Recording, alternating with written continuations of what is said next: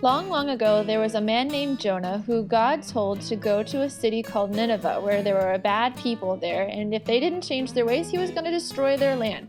But Jonah didn't agree with that, and he ran away, all the way to the ocean, where he found a really big boat full of sailors and got on that boat to keep running as far away as possible. But God had different plans. He sent several storms and scary things for sailors that where everyone would be destroyed if they didn't do anything. They didn't know what to do, but they had heard about the God of Jonah. And so they asked him to pray. And he did, but God didn't change the storms, and so all they could think of was just to throw him overboard. And so they did. They prayed that everything would be all right. As soon as they threw him overboard, the storms began to settle. So God sent a big whale to save Jonah. That whale approached him and swallowed him, and that's where he stayed for 3 days. That's a lot of time to pray to God, isn't it? And so he did. That's whenever he accepted God's plan, and the fish spit him back out onto dry land. There he goes. Jonah said, "God, I will go to Nineveh," and that's where he did.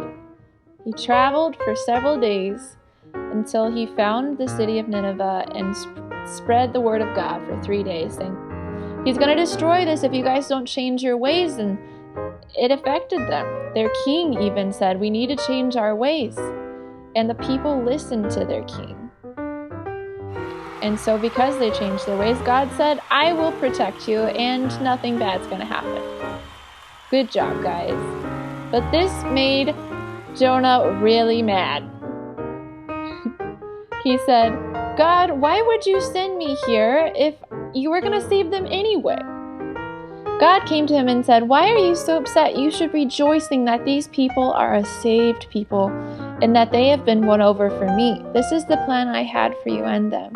So Jonah went to the east of the city and watched them. God supplied a plant for him, which was really great. He stayed there for 3 days and 3 nights.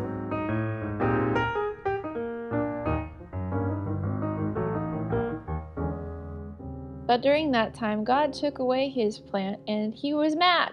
Jonah then went on to just whine again, and so God came to him and said, "Why are you like this? You should be happy that the people were saved." Jonah had a difficult time keeping up with God's plans and God's requests. And to me, it seems that he wasn't the best tool for God to use because of his anger and questioning toward him. But God did use him. God used this grumpy prophet to save a whole city of people, and in the end, Jonah was still a grumpy person who didn't agree with God and was even mad that he didn't smite them in the end.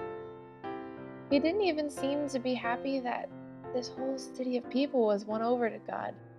He just cared that God didn't do what he said he'd do. But throughout the story, we see that Jonah had his moments of trust and following God, and he chose to use him. God chose to use Jonah for his glory and to use the talents and gifts he'd given to him to save an entire city of sinful people. That's amazing. Jonah was used by God. Isn't it a wonderful thing to know that God will use us wherever we're at? It is best to choose to follow him and to be used by him. I know we all have questions and doubts, but in spite of those, God has a plan for us, and we are called to trust in that. He's proven that he is worthy to be trusted in all things. So remember that God is going to meet you where you're at. You just have to be willing. You will be used. Trust in him and his plan.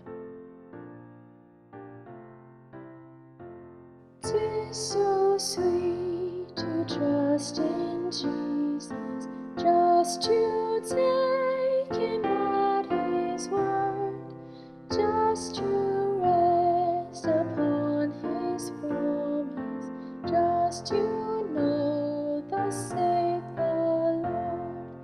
Jesus, Jesus, how I trust him, how I proved him more and more. Jesus, Jesus, precious Jesus, oh, for grace to trust him.